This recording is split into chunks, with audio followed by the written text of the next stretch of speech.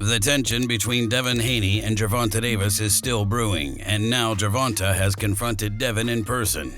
Eddie Hearn is a huge fan of Devin Haney, and he doesn't think that anyone can beat him at 140. Eddie stated, "The kid is so young. He's gone to Australia, he's beaten Kambosos, and he's beaten Lomachenko. I know it was a close fight, but he really schooled Regis Prograis. I could see him going to 147, winning world titles there. I don't see anyone at 140 that beats him. His speed of foot and movement, Regis just couldn't set.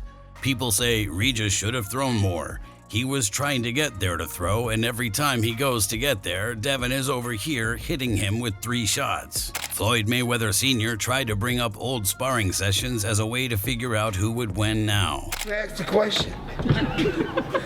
it ain't even worth asking because it was a one-way deal. Only one man controlled it, and that was Devin Haney. Adrian Broner gave his own account of what happened in sparring, though. Did you ever see him spar any of them? Yeah. What happened? Who he sparred? Y'all know what happened, man. I don't know. He sparred Devin. It's packed, it's hot. They get in there. Tank hit that. He hit him, boom. Then he hit him again, and he went out. I jumped in the ring because at the time Devin is 17. It calmed down, and they got back to working, Tank got a little bit more fatigue, and once they kept going, Devin got the best of him. Oh, okay. But in a real fight time with 8-ounce gloves on, bye. Gervonta doesn't think that the fight is even, though, and he thinks that the sparring session shouldn't reflect what would happen now. Gervonta stated, "Devin Haney and Shakur Stevenson have all been in the ring with me. They've all been in the ring, and I've cracked them both. I cracked both of them. Devin Haney is no 50-50 fight. How are you going to keep me off of him when he's got no power? I sparred him twice. The first time his father took him out the ring, I almost knocked him out in Floyd's gym. Did they tell you that?" Hector Garcia definitely thinks that Devin and Gervonta would be good challenges for each other, and Hector stated, "It would be a very even and entertaining fight, but Devin is very astute. He's sneaky in a way. He knows how to move around the ring, and I think he will definitely be a good challenge for Gervonta." Eddie Hearn thinks that he has another fighter who would be a good challenge for Gervonta, and Eddie stated, "I think he'll box 2 or 3 times this year. 4, 5, 6 fights max before he fights for a world title. He can beat those guys now, honestly. I would put him in with Tank now, and I rate these guys unbelievably. It's so good to have a talent that you know can mix it with them, and it's going to be a special journey." In fact, Eddie thinks that Devin Haney is going to be the hot ticket for any other fighters trying to make money near his division. I think the winner of this is the big name. Okay. You show me all those, you talk about Shakur Stevenson and Teofimo Lopez. They can't sell 3,000, 4,000. I mean, I don't know what Shakur sold in Vegas. Less than 2,000. 1,800. He's an amazing fighter. But the excuse used to be about Devin Haney, he just doesn't sell. But what happens when he goes to a new city that doesn't even host boxing and sells 16,000? And that's down to Regis as well, but Devin is bringing these fans from the Bay Area, so all of a sudden that excuse doesn't really exist anymore. And people like Teofimo Lopez, I've done a fight with Teofimo Lopez, the undisputed lightweight world championship. We just sold out the theatre. And when he boxed Josh Taylor for the unified championship at 140, they didn't even sell out the theatre. And that's a massive fight. So, people have got to get realistic with the draw that they are. And I think the work that Devin's done and is now showing, he's become that draw.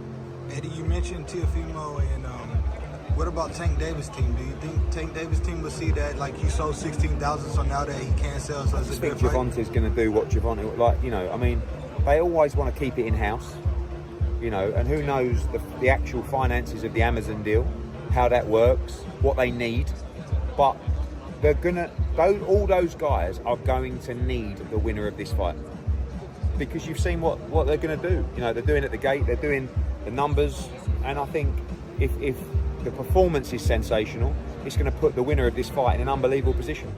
Bill Haney can't get over the fact that Gervonta turned down $20 million.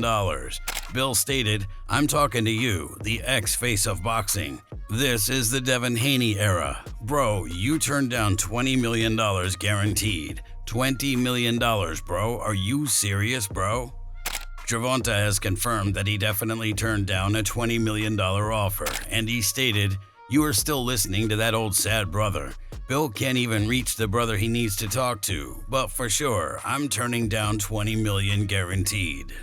Bill Haney thinks that Floyd Mayweather hasn't even done as much for the sport of boxing as Devin Haney has. That's that old bull business model that you're going to charge the fans for some bull fights and that you the face of boxing because you just keep shoving it down their throat, man.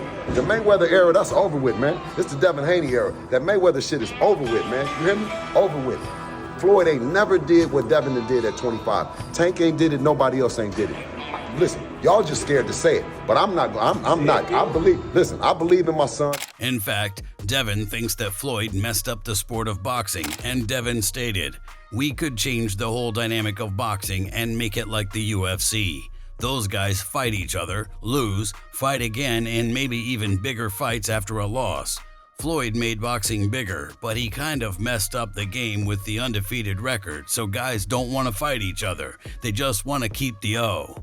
Not many fighters want to fight each other.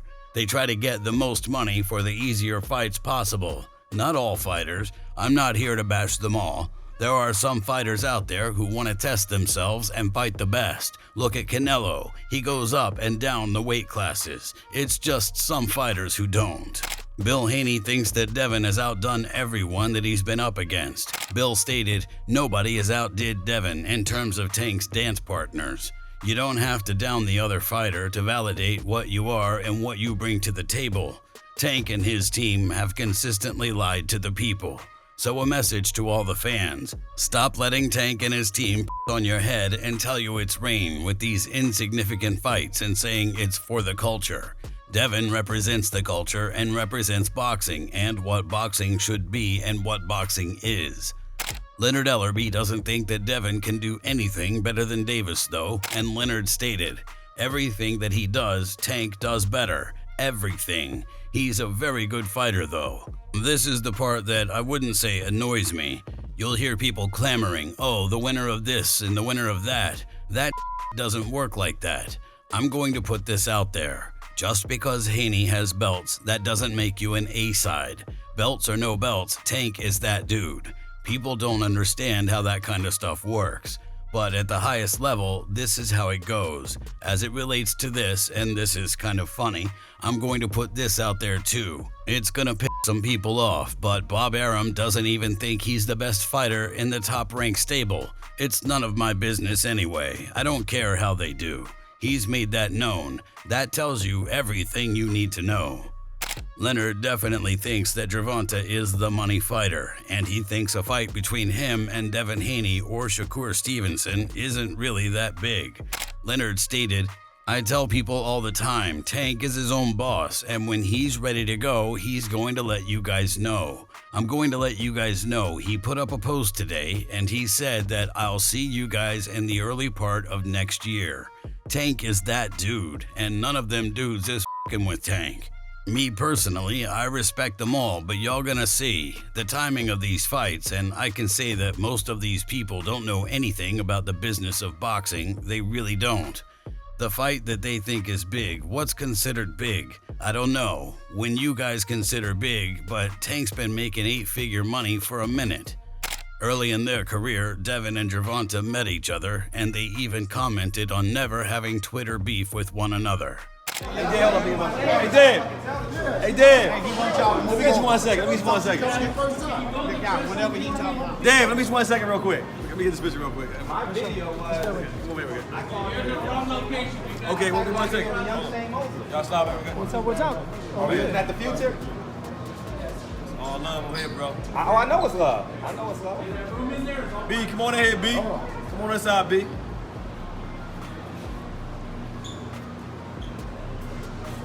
I'll do like this for y'all. y'all thinking ain't no love over here. Put the quiet on here. How did y'all meet? How did y'all meet? Hold on. Okay. I want to say something too. Yeah. A lot of people, they want me and this dude Let's get this clear. to be in beef. They want us to be, you know what I'm saying, going at it on Twitter because we young, you know what I'm saying. We some handsome, flashy, light-skinned dudes, you know what I'm saying. We getting a lot of money and we doing some big things, and it's only the sky's the limit for both of us, all three of us, for real. So, you know, they want us to beef, but you know what I'm saying. We gonna keep on winning, keep on getting money, and keep doing what we supposed to. And ain't no way that's gonna happen with an OG in this corner and I'm OG in this corner here. And nephew in the future. It ain't gonna never happen. It's business. If you enjoyed this video, make sure to subscribe and check out some of our other videos on the screen right now.